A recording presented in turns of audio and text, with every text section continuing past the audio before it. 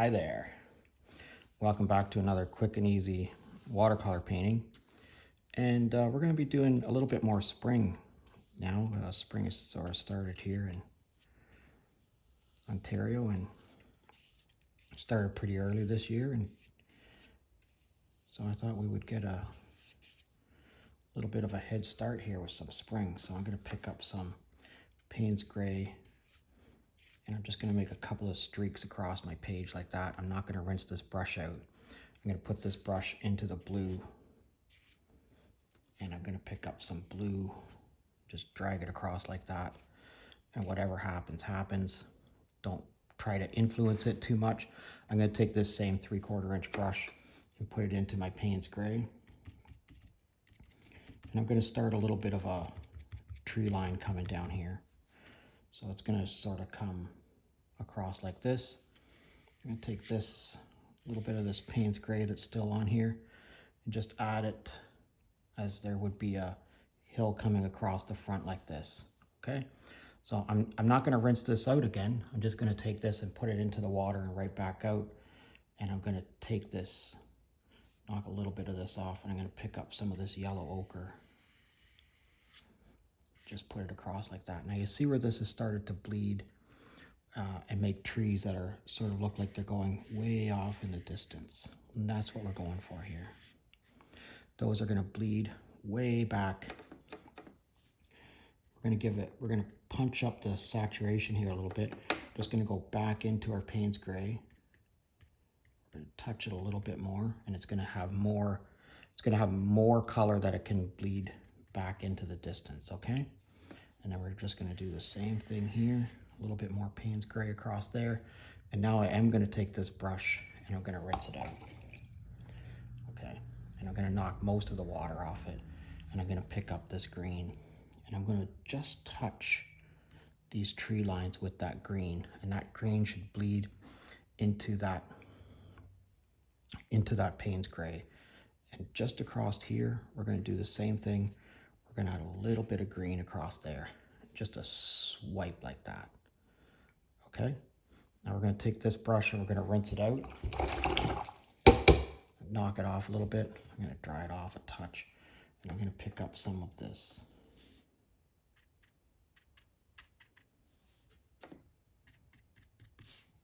And I'm just going to tap that into that wet area there.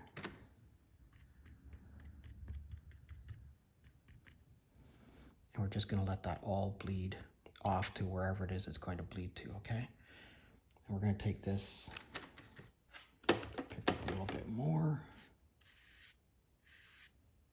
like that,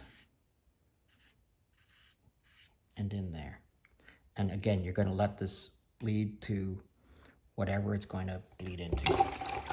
Don't try to influence it too much. See, we're getting sort of a cool looking tree line going on in the background back there.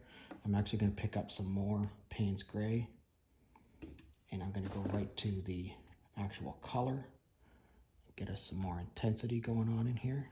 And we're just going to let that, again, bleed into, don't try to influence it too much. And don't try to push it to where it is that you want it to go to. Just let it do its own thing.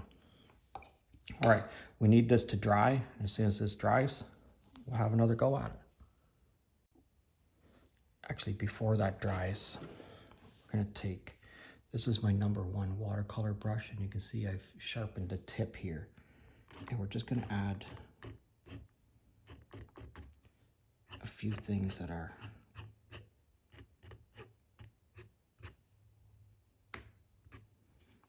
a little bit closer to us. So we're just going to scribe into that paint like that and add a few things to create some visual interest along the line that's very close to us here.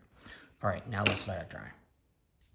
Okay, so I dried that all up with my hair dryer, and we're going to finish this up now. We're going to make this into something that's spring-like, and we're just going to put a little lick of yellow across there like that. I'm not going to rinse this out. I'm going to put this into my yellow ochre, and I'm just going to put some yellow ochre just across it like that. Don't do any more than that to it. And let's dry this up. Okay, so I took the hairdryer and I dried that up. Let's put our mat on here and see what we get. That's pretty cool. So it's just that introduction of that little bit of green, a little bit of green across here that changes it from being a winter scene to a summer scene. Look at these little blooms that we had in here to create all this foliage for us, all this blooms back in here. And then the contrast between the light areas and the dark areas, the light areas right beside the dark areas, again here. So that builds up a lot of visual interest in your work. All right, so give this a go. I'd love to hear from you. Let me know where you're from. If you're currently a subscriber, I thank you very much. And if you're not currently a subscriber, please consider subscribing to my channel. Thanks a lot for watching, and we'll see you again next time.